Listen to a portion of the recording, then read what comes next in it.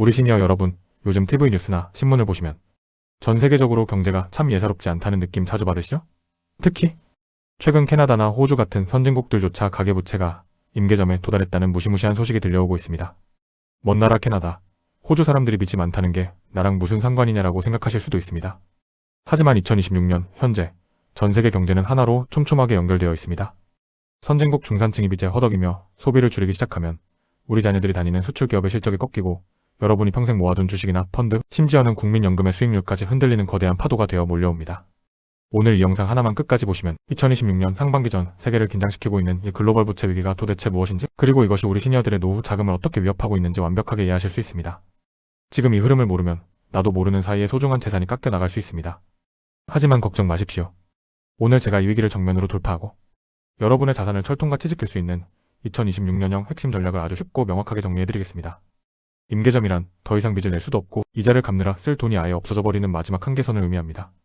2026년 현재 캐나다는 가계부채 비율이 GDP 대비 100%를 훌쩍 넘겼고 호주 역시 역대 최고치를 경신하고 있습니다. 이 나라들의 공통점이 무엇인지 아십니까? 바로 우리 대한민국 시니어분들이 가장 선호하는 해외 투자처이자 자녀들이 유학이나 이민을 많이 가 있는 나라들이라는 점입니다. 이들이 소비를 멈추면 전 세계적인 소비 절벽이 찾아옵니다. 이런 경제 구조의 변화는 우리 시니어들의 생활비와 직결됩니다. 당장 수출로 먹고 사는 우리나라 경제에 비상이 걸리면 환율이 요동치고 이는 곧 우리가 마트에서 사는 수입 식료품 가격을 다시 끌어올립니다. 또한 전 세계적인 저성장 기조가 고착화되면 은행은 리스크 관리를 위해 대출 금리를 쉽게 내리지 못합니다. 이런 정보 놓치지 않으려면 지금 구독 꼭 눌러두세요. 자, 그렇다면 왜 2026년인 지금 선진국들이 부채 때문에 무너지고 있는 걸까요? 첫 번째 이유는 고금리의 누적 효과입니다. 지난 수년간 금리가 가파르게 올랐고 그 높은 이자를 버티고 버티던 가게들이 이제야 항복을 선언하고 있는 것입니다. 2026년 상반기 통계에 따르면 호주 가구의 30% 이상이 수입의 절반을 대출 이자로 쓰고 있습니다. 먹고 살 돈이 없으니 당연히 소비를 줄이게 되고 이는 기업의 매출 감소와 경기 침체라는 악순환으로 이어집니다. 두 번째 이유는 부동산 가격의 정체입니다.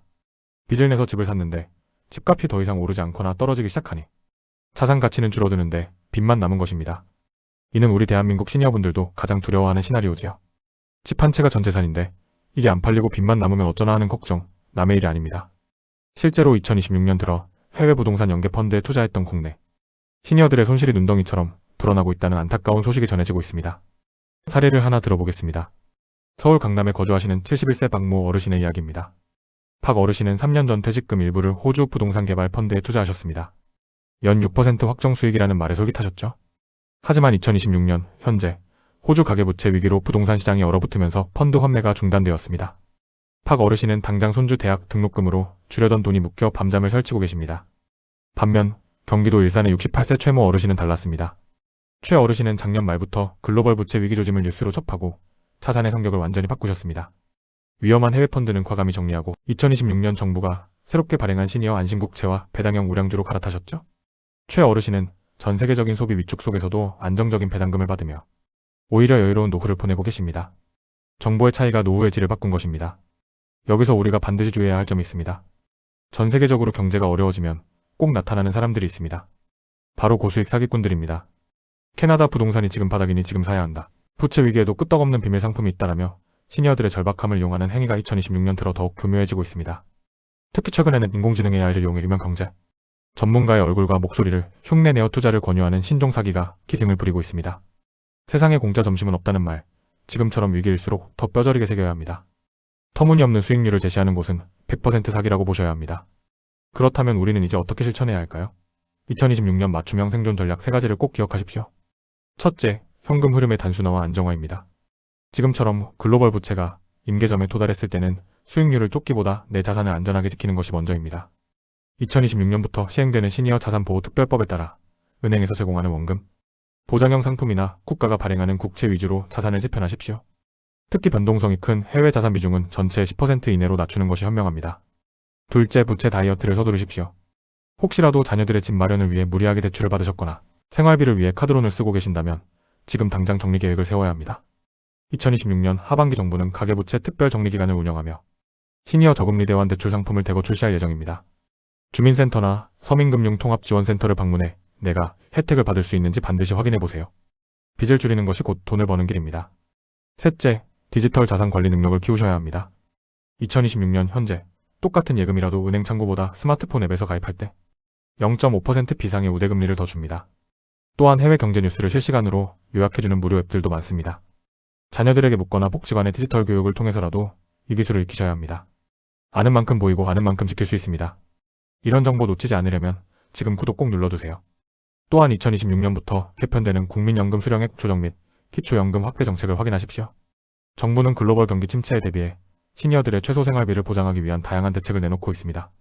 내가 받을 수 있는 혜택이 무엇인지, 물가 상승분에 맞춰 내 연금이 제대로 조정되고 있는지 전문가의 상담을 받는 것이 좋습니다. 오늘 내용을 다시 한번 정리해 보겠습니다. 캐나다와 호주 등 선진국의 가계부채가 임계점에 도달했다는 것은 전 세계적인 소비의 시대가 가고 긴축의 시대가 왔음을 의미합니다. 위기는 위험하지만 미리 알고 대비하는 사람에게는 오히려 자산을 재정비할 절호의 기회가 됩니다.